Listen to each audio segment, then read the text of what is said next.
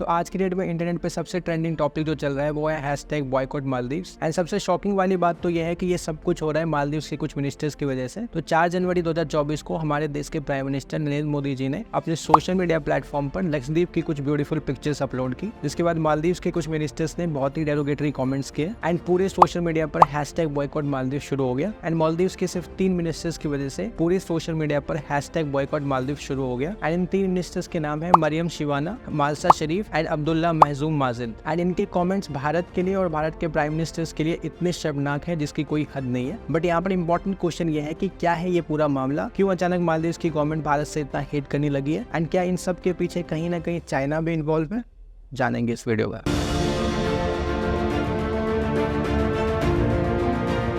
तो 4 जनवरी 2024 को मोदी जी ने अपने सोशल मीडिया प्लेटफॉर्म पर लक्षद्वीप की कुछ फोटोज अपलोड की, जिसके बाद मालदीव्स के मिनिस्टर मरियम शिवाना ने कहा कि मोदी जी इजराइल के पपेट हैं। एंड दूसरे मिनिस्टर्स ने कहा कि मोदी जी ने लक्षद्वीप की फोटोज मालदीव्स के टूरिज्म से कंपेयर करने के लिए डाली है। एंड सबसे शर्मनाक कमेंट महजूम माजिद ने किया, जहां उन्होंने कहा कि खुले में टॉयलेट करना हमारे कल्चर में है एंड ये कल्चर हम वेस्ट की तरफ भी ले जा रहे हैं। तो इन सब के बाद पूरे सोशल मीडिया पर हैशटैग बॉयकॉट मालदीव शुरू हो गया। एंड इसके बाद भारत के लोगों ने मालदीव्स की फ्लाइट्स एंड वहाँ की होटल बुकिंग्स कैंसिल करनी शुरू कर दी। एंड एक रिपोर्ट के according Indian online travel platforms ने देखा कि जब से हैशटैग बॉयकॉट मालदीव शुरू हुआ है तब से मालदीव्स की करीब 40% डेली बुकिंग्स कम हो गई है। एंड जैसे ही लोगों ने मालदीव्स की फ्लाइट्स एंड वहाँ की होटल बुकिंग्स कैंसिल करनी शुरू कर दी तो मालदीव्स की गवर्नमेंट को लगा कि इससे मालदीव्स के ऊपर बहुत ही बुरा असर पड़ेगा। तो वहाँ की फॉरेन मिनिस्ट्री ने कहा कि जो भी ओपिनियंस उनके मिनिस्टर्स ने दिए हैं वो उनके पर्सनल ओपिनियंस है एंड वो गवर्नमेंट के व्यूज को रिप्रेजेंट नहीं करते। एंड इसके बाद उन मिनिस्टर्स को सस्पेंड भी कर दिया गया। लेकिन ये सोशल मीडिया पर डेरोगेटरी कॉमेंट्स करना, एक तरीके से हेट फैलाना, और ये सब मालदीव्स में अभी से नहीं चल रहा है बल्कि बहुत दिनों से चल रहा है एंड भारत को नीचा दिखाया जा रहा है, जिसका अंदाजा आप इस बात से लगा सकते हो कि हाल ही में इलेक्शंस होने के बाद मालदीव्स में भारत और भारत की मिलिट्री के लिए इंडिया आउट तक के नारे लगाए गए। लेकिन इन सब को समझने के लिए हमें मालदीव्स की थोड़ी सी हिस्ट्री को समझनी पड़ेगी एंड वहाँ की जियोपॉलिटिक्स को समझना पड़ेगा। तो मालदीव्स जो है वो एक छोटा सा देश है जिसकी टोटल पॉपुलेशन करीब 5,20,000 के करीब है। एंड मालदीव्स में बहुत सारे आइलैंड्स हैं एंड बहुत सारे आइलैंड्स को मिलाकर ही ये पूरा देश बना है। एंड मालदीव्स में करीब 1200 कोरल आइलैंड्स हैं। एंड इसकी सबसे इंटरेस्टिंग बात ये है कि ये इंडियन ओशन मतलब हिंद महासागर के बीचों बीच है। एंड मालदीव्स में करीब 883 गेस्ट हाउस, 13 होटल्स एंड करीब 172 रिजॉर्ट्स हैं। तो बेसिकली ये पूरा देश टूरिज्म पर बहुत ज्यादा डिपेंडेंट है, जिसका अंदाजा आप इस बात से लगा सकते हो कि मालदीव्स की 28% जीडीपी टूरिज्म पर ही डिपेंड करता है। तो मतलब अगर लोगों ने यहाँ पर घूमने जाना बंद कर दिया तो इस देश की जीडीपी किस तरीके से मैनेज होगी, ये भी एक क्वेश्चन है। एंड मालदीव्स में घूमने के लिए सबसे ज्यादा लोग भारत से ही जाते हैं, जहाँ 2018 में सिर्फ 90,000 लोग गए थे मालदीव्स भारत से। वहीं 2023 में करीब 2 लाख से ज्यादा लोग गए थे मालदीव्स भारत से। लेकिन भारत और मालदीव्स का जो रिलेशन है ये सिर्फ टूरिज्म की वजह से नहीं है बल्कि इसका बहुत ही बड़ा और एक अच्छा इतिहास है। तो 1966 में मालदीव्स को ब्रिटिश रूल से आजादी मिली, जिसके बाद भारत और मालदीव्स दोनों देशों ने डिप्लोमेटिक रिलेशन स्टैब्लिश किए और भारत मालदीव्स की इंडिपेंडेंस को मान्यता देने वाला पहले देशों में से एक था। तब से भारत और मालदीव्स ने close strategic, military, economic and cultural relations भी डेवलप किए। एंड तब से ही भारत मालदीव्स की हेल्प कर रहा है, जिसका सबसे बड़ा एग्जांपल है 1988 में भारत द्वारा मालदीव्स में किया गया ऑपरेशन कैक्टस। तो जब मालदीव्स आजाद हुआ तो उसके कुछ साल बाद 1988 में मालदीव्स में तख्ता पलटने के लिए एंड पूरे मालदीव्स को अपने कंट्रोल में करने के लिए वहीं का एक रिच बिजनेसमैन अब्दुल्ला लुत्फी ने मालदीव्स पर अटैक किया था, वो भी दूसरे देश के मिलिट्री को यूज करके। तो बेसिकली इसने people liberation organisation of Tamil Eelam नाम के एक ऑर्गेनाइजेशन के सैनिकों को भाड़े पे लेकर मालदीव्स के buildings, ports, airports, radio station and television पर अटैक किया था। एंड जब मालदीव्स ने दूसरे देशों से हेल्प मांगी थी तो किसी ने भी मालदीव्स की हेल्प नहीं की थी एंड उस टाइम भारत ने मालदीव्स की हेल्प की थी। एंड जब इंडियन आर्म फोर्सेस ने एक्शन लिया था तब जाके मालदीव्स बच पाया था एंड इसको नाम दिया था ऑपरेशन कैक्टस।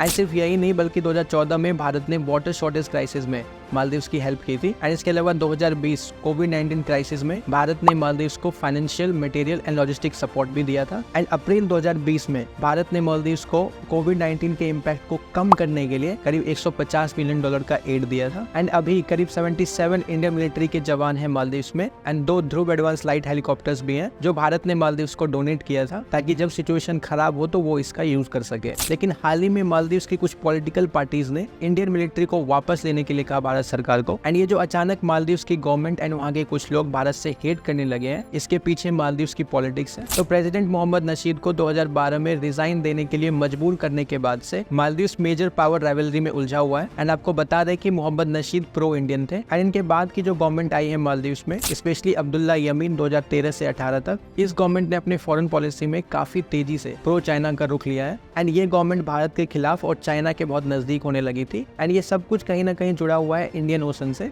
जिसके बारे में हम आगे समझेंगे। बट यहाँ पर नोटिस करने वाली बात यह है कि मालदीव्स की फॉरेन पॉलिसी में तब से प्रो चाइना बढ़ने लगा था जब चाइना इंडियन ओशन में अपने स्ट्रेटेजिक प्रेजेंस को एक्सपैंड कर रहा था, मतलब बढ़ा रहा था। एंड 2016 में अब्दुल्ला यमीन की गवर्नमेंट भारत से कहती है कि वो जो 2 हेलीकॉप्टर्स आपने दिए थे वो आप वापस ले लो। एंड ये सरकार चाइनीज कंपनी को मालदीव्स के बहुत सारे प्रोजेक्ट्स भी देना शुरू करती है। एंड मालदीव्स चाइना के BRI मतलब बेल्ट एंड रोड इनिशिएटिव का भी हिस्सा बनने लग जाता है। तो आगे बढ़ने से पहले समझते हैं कि BRI मतलब बेल्ट एंड रोड इनिशिएटिव क्या है। तो BRI जो है वो ग्लोबल इंफ्रास्ट्रक्चर डेवलपमेंट स्ट्रेटेजी है चाइना का, जिसे चाइनीज गवर्नमेंट ने 2013 में 150 से ज्यादा कंट्रीज एंड इंटरनेशनल ऑर्गेनाइजेशन में इन्वेस्ट करने के लिए अपनाया था। एंड हम सब जानते हैं कि चाइना किस तरीके से पहले दूसरे कंट्रीज को लोन देता है एंड वहां पर अपना डोमिनेंस बनाने की कोशिश करता है। एंड एक रिपोर्ट के अकॉर्डिंग मालदीव्स ने भी चाइना से करीब $1.3 बिलियन लिया है। एंड ये बात किसी तरीके से वहाँ के लोगों तक पहुँचती है एंड वहाँ के लोगों को लगता है कि इस पार्टी की वजह से मालदीव्स का डाउनफॉल आ सकता है। तो 2018 में फिर से पार्टी बदलती है और इस बार प्रेसिडेंट बनते हैं इब्राहिम सोलिही, जो प्रो इंडियन थे। एंड इन्होंने अपने फॉरेन पॉलिसी में काफी चेंजेस किए